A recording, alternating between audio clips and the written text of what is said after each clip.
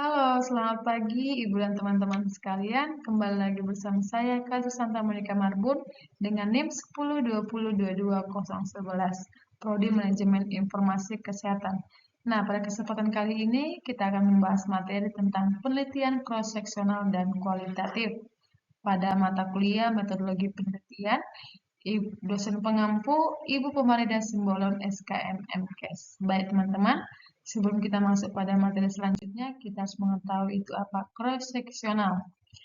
Merupakan suatu penelitian di mana variabel independen, penyebab resiko, dan variabel dependen akibat efek dikumpulkan pada saat bersamaan.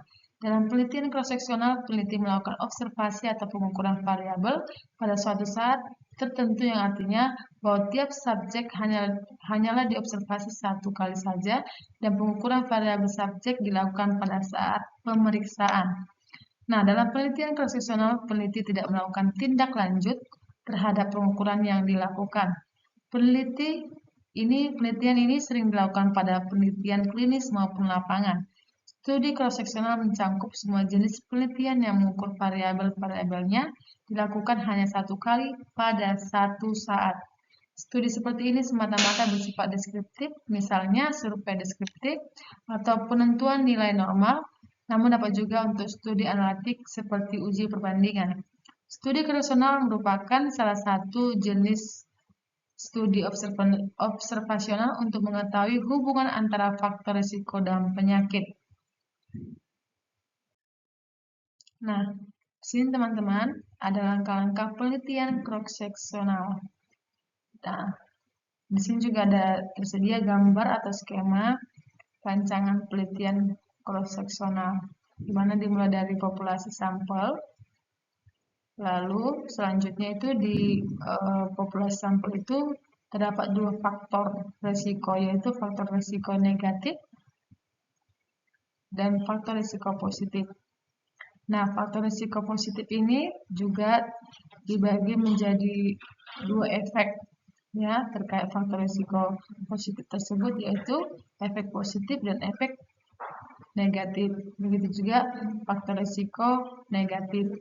Terdapat dua efek yang terjadi, yaitu efek positif dan efek negatif. Nah, dari skema rancangan tersebut dapat disimpulkan bahwa langkah-langkah penelitian cross-seksional adalah sebagai berikut. Yang pertama, mengidentifikasi variabel-variabel penelitian serta mengidentifikasi variabel independen atau faktor risiko dan variabel dependen atau efek.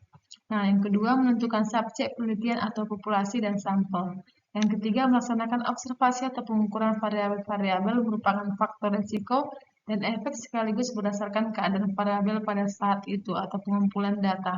Yang keempat, melakukan analisis korelasi dengan cara membandingkan proporsi antar kelompok-kelompok hasil observasi atau pengukuran, dikutip dari Notuatmojo tahun 2012. Nah, adapun kelebihan dan kekurangan cross-seksional ini, yaitu cross-seksional mempunyai kelebihan dan kekurangan, di mana masing-masing berikut ini adalah kelebihan cross-seksional. Yang pertama, memungkinkan pengguna populasi dari masyarakat umum, tidak hanya para pasien yang mencari pengobatan hingga generalisasi cukup memadai. Nah, yang kedua relatif mudah, murah dan hasilnya cepat diperoleh. Yang ketiga dapat dipakai untuk meneliti banyak variabel sekaligus. Yang keempat dapat menggambarkan populasi penelitian. Sedangkan kekurangan cross-seksional yaitu yang pertama dibutuhkan jumlah subjek yang cukup banyak, terutama bila variabel yang dipelajari banyak. Yang kedua tidak menggambarkan perjalanan penyakit, insiden maupun prognosis. Yang ketiga tidak praktis untuk meneliti kasus yang sangat jarang. Nah, mungkin terjadi bias prevalensi atau bias insiden karena efek suatu faktor risiko selama waktu tertentu dapat ditafsirkan sebagai efek penyakit. Nah, adapun ciri-ciri penelitian cross-seksional yaitu yang pertama, pengumpulan data dilakukan pada suatu saat atau satu periode tertentu dan pengamatan subjek studi hanya dilakukan satu kali selama satu penelitian.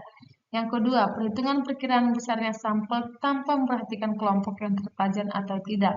Yang ketiga, pengumpulan data dapat diarahkan sesuai dengan kriteria subjek studi, misalnya hubungan antara cerebral blood flow pada perokok bekas perokok dan bukan perokok. Yang keempat, tidak terdapat kelompok kontrol dan tidak terdapat hipotesis spesifik. Nah, selanjutnya yaitu karakteristik studi cross-seksional. Yang pertama yaitu peneliti dapat melakukan studi cross-seksional dengan set variabel yang sama selama periode tertentu. Yang kedua, peneliti serupa mungkin melihat variabel minat yang sama, tapi setiap peneliti mengamati serangkaian subjek baru. Yang ketiga adalah analisis cross-seksional menilai topik selama satu contoh dengan titik awal dan titik akhir yang ditentukan. Tidak seperti studi longitudinal, di mana variabel dapat berubah selama penelitian ekstensif.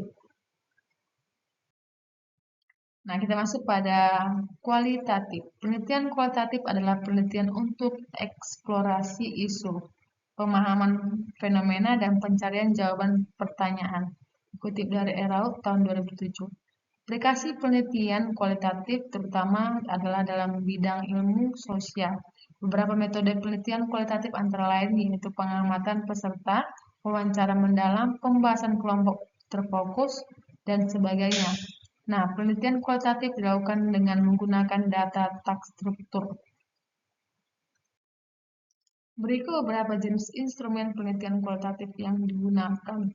Yang pertama ada wawancara, di mana wawancara mendalam ini yaitu instrumen ini digunakan untuk mendapatkan data yang mendalam dan detail tentang pengalaman, pandangan, sikap, keyakinan, dan perilaku peserta penelitian yang biasanya dilakukan dengan mengajukan pertanyaan terbuka yang memungkinkan peserta penelitian untuk memberikan jawaban dengan lebih rinci dan mendalam.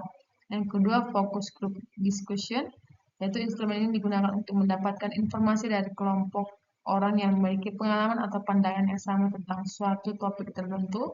Yang ketiga, observasi partisipan, di mana instrumen ini digunakan untuk memperoleh data dengan cara mengamati dan mengikuti partisipan dalam situasi alamiah mereka.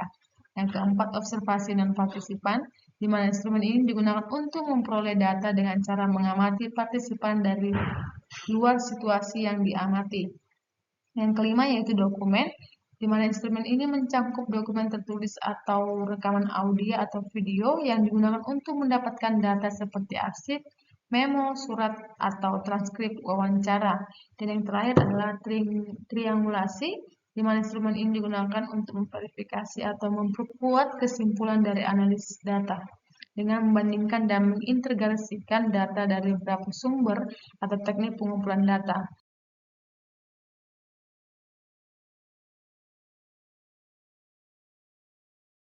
Nah, baik teman-teman, selanjutnya kita masuk pada kasus.